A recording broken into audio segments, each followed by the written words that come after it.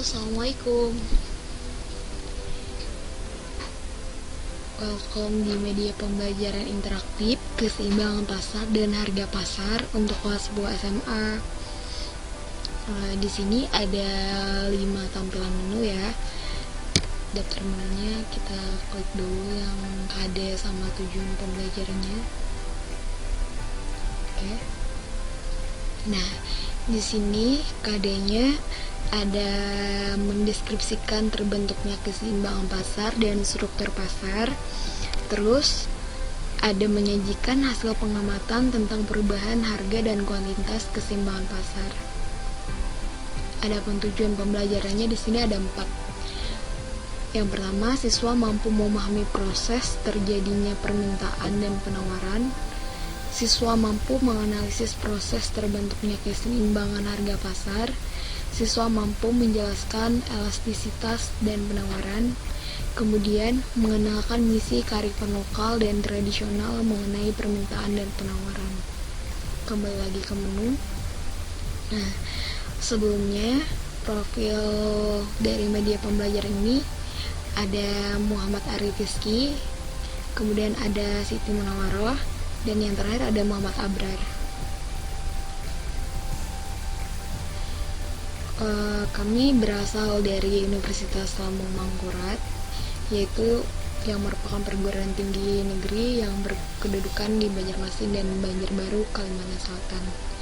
Nah, di universitas kami ada 11 fakultas dan FKIP merupakan salah satu fakultas dengan jumlah mahasiswa terbanyak dan terfavorit di Universitas Lambung Mangkurat. Materinya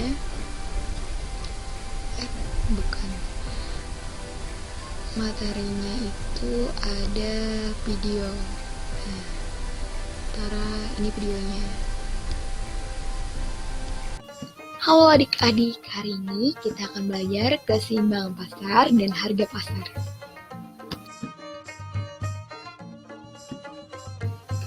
Apa yang kalian ketahui tentang pasar?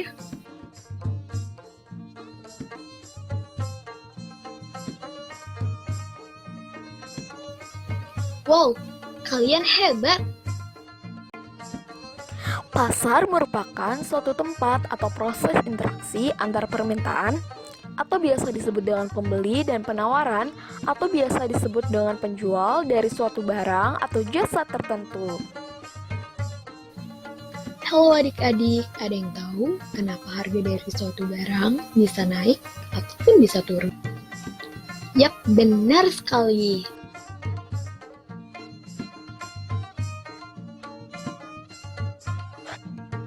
Itu karena adanya hukum permintaan dan penawaran yang terjadi. Simak contoh berikut ya. Anto adalah pengusaha kedai kopi dan coworking space di suatu kota. Dia merintis usaha tersebut karena kedai masih belum ada.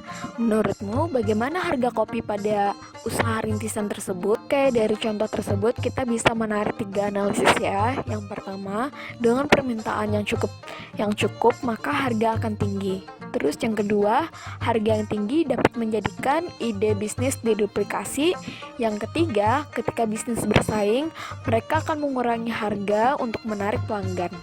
Bagaimana hukum permintaan bisa terjadi? Permintaan terjadi jika semakin murah barang, maka semakin banyak nih pembeli yang ingin membeli dari barang tersebut.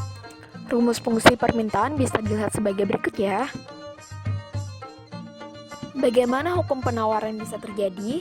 Hukum penawaran terjadi jika barang semakin banyak diminta oleh pembeli, maka penjual semakin tinggi menawarkan harga barang. Rumus fungsi penawaran dapat dilihat sebagai berikut ya. Masih ingat dengan kasus harga masker yang melonjak tinggi pada awal-awal pandemi? Kira-kira apa penyebabnya ya? Tulis pendapat kalian di kolom komentar ya. Simak video berikut ya. Melihat deretan penjual di Lok Baintan, jangan heran kalau kita sering kali bergesekan. Jarak antar perahu rapat sekali. Karena itulah diperlukan kayu ini untuk menggeser. Nah, kalau sudah menemukan barang incaran, tinggal panggil saja penjualnya. Kemudian lakukan tawar-menawar. Dan inilah tradisinya, jual dan beli selalu disebut saat transaksi. Kebiasaan ini mengacu pada akad dalam syariat Islam yang Apa yang kalian bisa temukan dari video tersebut? tanam pada masyarakat Bertemunya permintaan dan penawaran. masyarakat Banjar. Titik ini dinamakan titik equilibrium atau titik keseimbangan harga. Untuk rumus keseimbangan harga bisa dilihat sebagai berikut.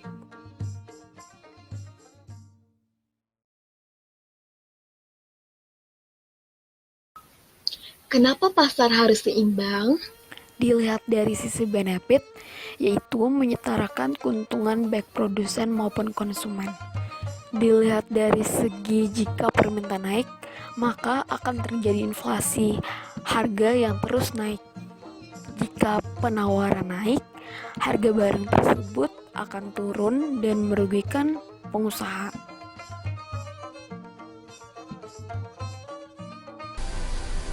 Kemudian evaluasi pembelajaran. Nah, di sini ada evaluasi mandiri di mana siswa-siswa menjawab pertanyaan yang telah disediakan. Nah, misal di sini kan ada dengan asumsi harga tetap kurva permintaan mengalami pergeseran ke kanan. Pergeseran tersebut merupakan gambaran dari, siswa tinggal memilih saja di antara pilihan ganda ini. Kemudian ketika dia memilih benar dan salah, maka skornya akan 0. Dan ketika dia memilih skornya akan bertambah 30. Begitupun sampai 3 soal saja karena ini merupakan media pembelajaran sederhana. Oke, kita lanjut lagi. Ya, sudah selesai. Jangan lupa like, comment, and subscribe.